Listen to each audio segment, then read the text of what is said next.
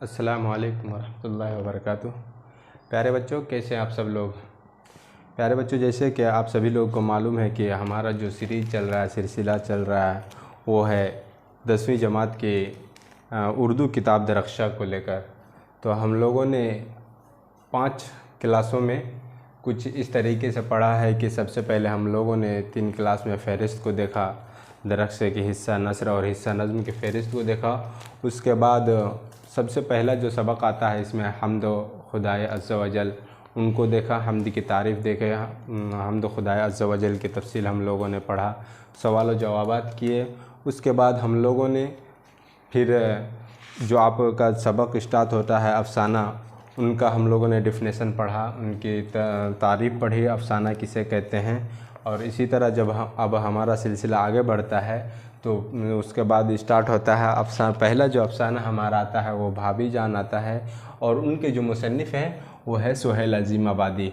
तो हम लोग सबसे पहले सुहेल अज़ीम आबादी को जान लेते हैं, उनका नाम क्या है, वो कहाँ पैदा हुए, उनका इंतकाल कब हुई और उन्होंने कहाँ मुलाज़मत इख्तियार की, उनके अफ़सानवी मजमूए कौन हैं, उनके नाविल कौन हैं। और इसी तरह भाभी जान जो आपका अफ़साना उसमें कौन कौन किरदार हैं, वो किस तरह के किरदार निभाते हैं। तो हम लोग सबसे पहले देखते हैं सुहेल अज़ीम आबादी का जो असल नाम हुआ करता है सैयद मुजीबुर रहमान। इसी तरह इनका जो तखल्लुस है वो है सुहेल। और सुहेल अज़ीम आबादी की पैदाइश 1911 ईस्वी पटना में होती है।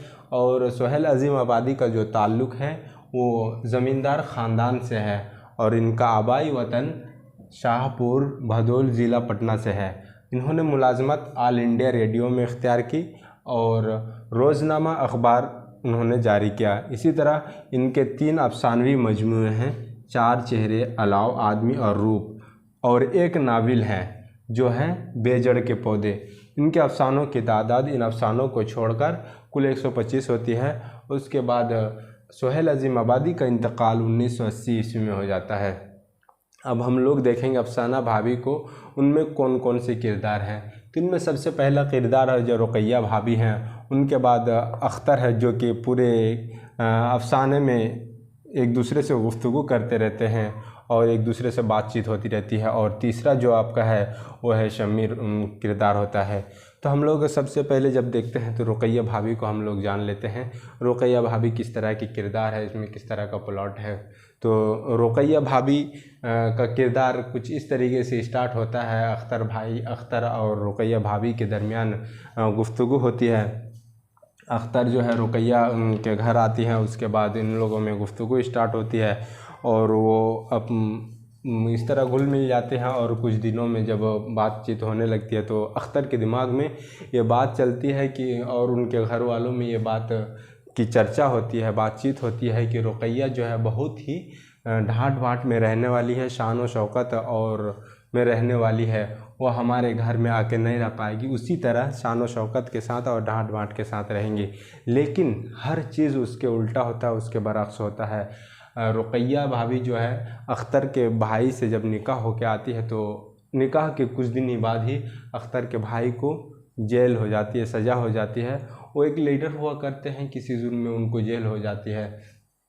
जैसे उनको जेल होता है तो रुक़ैया भाभी जो है वो तालीम याफ्ता होती हैं। उन्होंने बीए की तालीम हासिल की हुई थी पहले से। उन्होंने एमए कंप्लीट करके, एमए पूरा करके उन्होंने कॉलेज में लेक्चरर के पद को हासिल किया, उनके पोस्ट को हासिल किया और उनसे उन्होंने अपने कुछ कमाई का ज़रिया बनाया।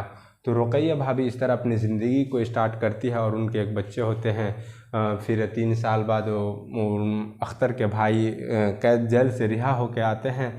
उसके बाद फिर उनको 3 साल के लिए नज़रबंद कर दिया जाता है और उसके बाद उनके कुल 2-3 बच्चे होते हैं, उनकी परवरिश करते हैं।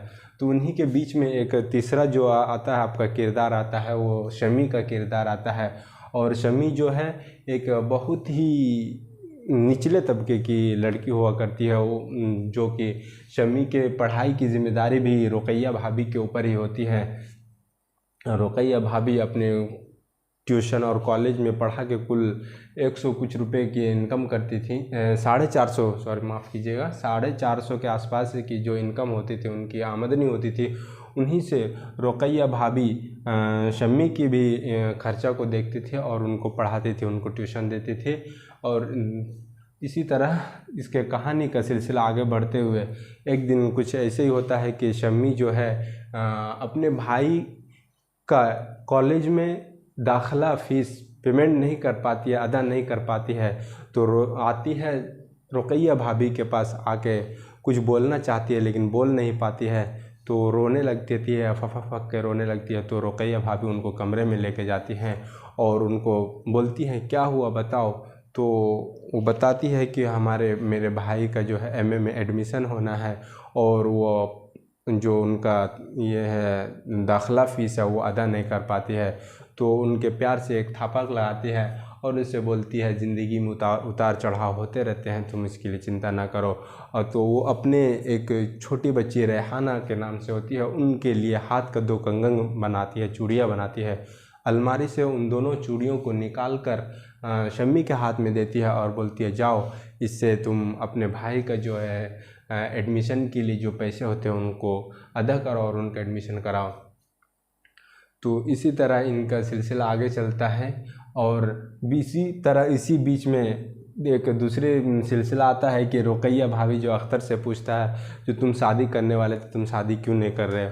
तो अख्तर कहता है कि मेरे वालिद मोहतरम यानी वालिदैन जो है, ख़ासकर उसमें वो अपने वालिदा को कहती हैं जो मेरी वालिदा मेरी माँ जो है ना एक गंवार लड़की से शादी कराना चाहती है जिसे मैं नहीं कराना चाहता, तो नहीं करना चाहता। तो मम्मी उसकी वालिदा जो कहती है अगर शादी करनी है तो इन्हीं से करो, नहीं तो खामोश बैठो। तो उसी की एक माशूका हुआ करती हैं अख्तर की। तो रुक़ैया भाभी उनसे बोलती है तुम्हारी उसका माशूका का क्या हाल है, तुम तो उनसे शादी करने वाले थे। तो बोलते वो तो फिर वो उसके बारे में बातचीतें करती हैं और बोलती है अगर शादी करूँगा तो उन्हीं से करूँगा, नहीं तो नहीं करूँगा। और बोलती है कि हम उनसे शादी करके आप ही घर में आकर बैठ जाएंगे और अपने कुछ काम करने भी लगेंगे। तो जो उन अख्तर की जो माशूका हुआ करती है उनका नाम होता है जमीला। तो वो अपने जमीला से शादी करने के लिए सोचती है। इसी तरह कहानी का सिलसिला आगे बढ़ता जाता है। इसी तरह वो अपने अख्तर का जो है शादी का बातचीत भी उन्हीं से कराने चाहती है और इस तरह कहानी का सिलसिला ख़त्म हो जाता है। और इसी तरह जो अब अख्तर जो आया था अपने रुक़ैया भाभी के पास, तो फिर वो अपने घर को चलती है और रुक़ैया भाभी जो है पासपोर्ट बनाने के लिए मुंबई की तरफ रवाना हो जाती है। वो उधर दिल्ली की तरफ चली गई और अख्तर जो है वापस अपने घर की तरफ आती है। और इसी तरह अख्तर जो यहाँ से अपनी ज़िंदगी का नया दौर स्टार्ट करता है और शुरू करता है। तो बच्चों, प्यारे बच्चों, हम इस कहानी से ये सबक ले सकते हैं कि कोई भी किसी भी तरह का गरीब हो या अमीर, उनको अपने से कमतर, अपने से कमज़ोर लोगों को हमेशा मदद के लिए तैयार रहना चाहिए, उनकी मदद करनी चाहिए। अगर कोई पढ़ने वाला पढ़ना चाहता है तो उनका हौसला अफजाई करके उनको मदद करनी चाहिए। इसमें एक जगह लिखते हैं मुसन्निफ़ कि रुक़ैया भाभी ने तमाम बातों के बावजूद कभी अपने शौहर का हौसला पस्त नहीं होने दिया और तन्हा सारा गम झेलती रहीं। उन्होंने गमों के दरमियान खुश रहना सीख लिया था। वह एक इंतहाई हमदर्द और मुखलिस औरत थी। गरीबों और बेसहारा लोगों की मदद करना उनका महबूब मशगला था। क्योंकि वो कॉलेज भी जाती थी, तो कॉलेज में जो गरीब तालिबे इल्म होते थे उनके हालचाल लेते रहते थे और उनके खैर खबर लेते रहते थे। गरीबों के बच्चों की तालीम और उनकी शादी वगैरह के मौके पर भी वह मदद करने में बाज नहीं आती थी। हालांकि ये भी गरीब ही थी, लेकिन फिर भी उसके बावजूद मदद करने से बाज नहीं आती थी, दूर नहीं जाती थी।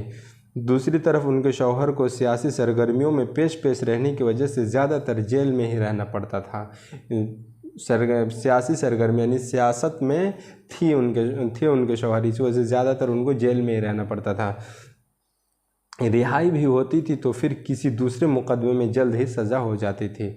लेकिन इन तमाम बातों के बावजूद रुक़ैया भाभी ने कभी खुद को मजबूर और बेसहारा महसूस नहीं किया। अपने नामसाद हालत के बावजूद हमेशा दूसरों को हौसला और सहारा देती रहीं। तो आज हम लोग यहीं तक अपने सबक को रखते हैं। अगले सबक में हम लोग इंशाअल्लाह सवाल व जवाबात का सिलसिला शुरू करेंगे और इस सबक को हम लोग कंप्लीट करेंगे, मुकम्मल करेंगे। तो हमें भी चाहिए कि हम अपने से जो कमतर लोग हैं, अब गरीब लोग हैं, कमतर तो नहीं बोलना चाहिए, हमसे जो गरीब हैं, जो जिनकी पढ़ाई नहीं हो पाती है, तो उनको भी हमें आगे आकर उनका मदद करना चाहिए। उनके लिए हमें भी कुछ पैसे डोनेट करने चाहिए, दान खैरात करना चाहिए। तो ये आप आज की सबक को यहीं पर समाप्त करते हैं। अस्सलामु अलैकुम व रहमतुल्लाहि व बरकातुहू।